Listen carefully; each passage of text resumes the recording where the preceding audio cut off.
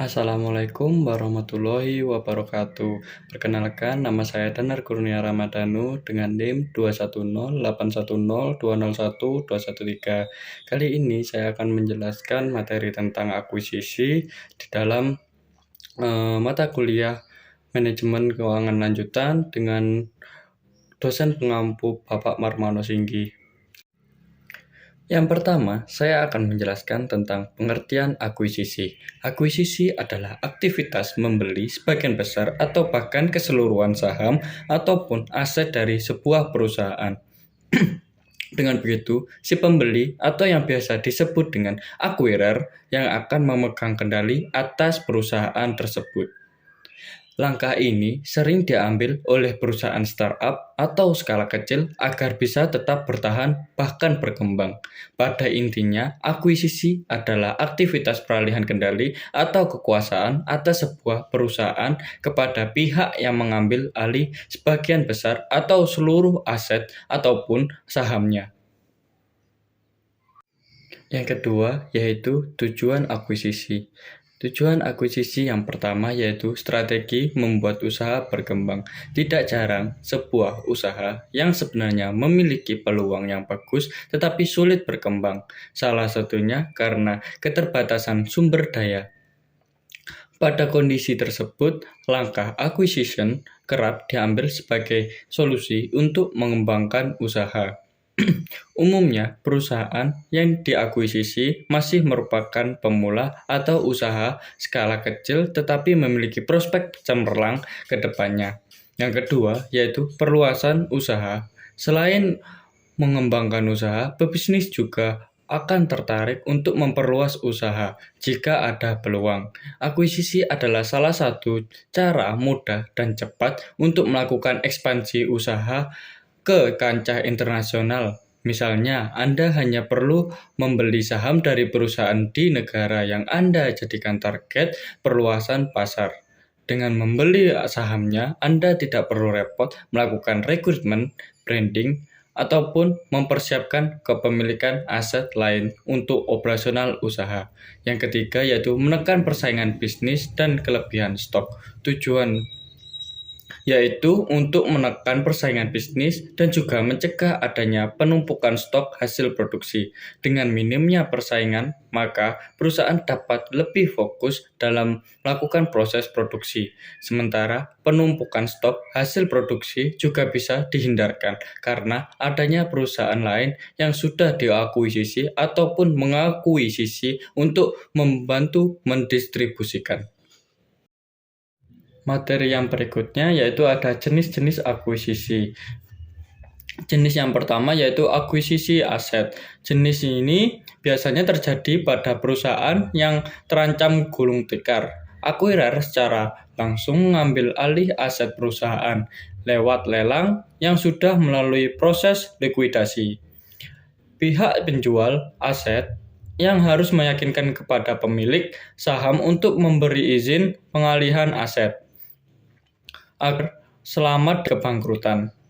Yang kedua yaitu ada akuisisi saham. Pada jenis kedua ini, pihak acquirer mengambil alih saham baik sebagian maupun keseluruhan, bisa dibeli secara tunai maupun diganti dengan sekuritas lain seperti obligasi misalnya. Yang ketiga yaitu ada horizontal. Ini adalah jenis acquisition yang bertujuan untuk mengurangi kompetitor dan memperluas jaringan pasar. Oleh karena itu, yang diambil alih adalah usaha di bidang yang sama. Yang keempat ada vertikal. Jika pada jenis horizontal pengambilan dilakukan secara usaha serupa, jenis berikut ini bekerja pada usaha yang masih memiliki benang merah antara satu dengan yang lainnya. Lebih tepatnya, usaha yang sifatnya hulu hilir.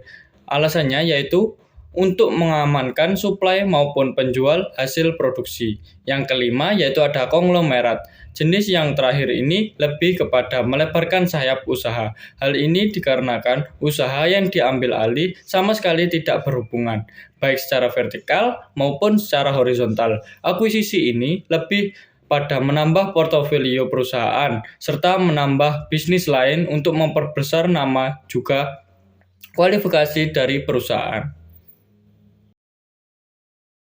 Saat perusahaan merencanakan untuk mengambil akuisisi, tentunya perusahaan juga harus mempertimbangkan kelebihan dan kekurangan dari akuisisi. Berikut adalah kelebihan dan kekurangan akuisisi. Kelebihannya yaitu diantaranya, yang pertama, dalam akuisisi saham, perusahaan yang membeli bisa berurusan langsung dengan pemegang saham perusahaan yang dibeli dengan melakukan tender offer, sehingga tidak diperlukan persetujuan dari manajemen perusahaan. Yang kedua, lantaran tak memerlukan persetujuan manajemen dan komisaris perusahaan, akuisisi saham dapat digunakan untuk pengambil alihan perusahaan yang tak bersahabat atau hostile takeover. Yang ketiga yaitu akuisisi saham tak memerlukan rapat pemegang saham serta suara pemegang saham, sehingga apabila pemegang saham tak menyukai tawaran bidding firm, mereka dapat menahan sahamnya dan tidak menjual kepada pihak bidding firm. Yang keempat yaitu tak perlu mengurus banyak persyaratan terutama yang berkaitan dengan badan hukum. Yang berikutnya yaitu ada kekurangan dari akuisisi. Yang pertama yaitu jika para pemegang saham cukup banyak minoritas yang tak menyetujui pengambilan alih tersebut, maka akuisisi batal. Anggaran dasar pada perusahaan umumnya bisa menentukan paling sedikit 2/3 suara persetujuan pada suatu akuisisi agar akuisisi bisa terjadi. Yang kedua yaitu jika perusahaan mengambil alih seluruh saham yang dibeli, maka terjadi merger. Yang ketiga yaitu pengeluaran biaya yang terlalu tinggi dalam proses legalitas. Yang keempat yaitu perlu adanya pengawasan dan sistem yang baik agar perusahaan yang diakuisisi selaras dengan visi misi perusahaan yang mengakuisisi. Materi yang terakhir yaitu ada tahapan-tahapan akuisisi. Yang pertama yaitu identifikasi, yaitu kandidat harus memenuhi tujuan pertumbuhan keuangan strategis di pasar yang teridentifikasi. Perusahaan yang mengakuisisi mengidentifikasi calon perusahaan potensial dengan melakukan penelitian. Yang kedua yaitu due diligence, yaitu melakukan penelitian dari segi hukum. Yang ketiga yaitu closing integritas, yaitu memilih kebutuhan otonomi perusahaan. Yang pertama yaitu konsolidasi penuh terhadap operasi, organisasi, dan budaya kedua perusahaan, sehingga tidak ada garis batas. Dengan kata lain, pengakuisisi sepenuhnya menyerap perusahaan target. Ini dikenal juga dengan istilah penyerapan atau absorption. Yang kedua yaitu konsolidasi parsial atau simbiosis, di mana otonomi perusahaan yang diakuisisi dipertahankan, sementara kemampuan strategis dipertukarkan.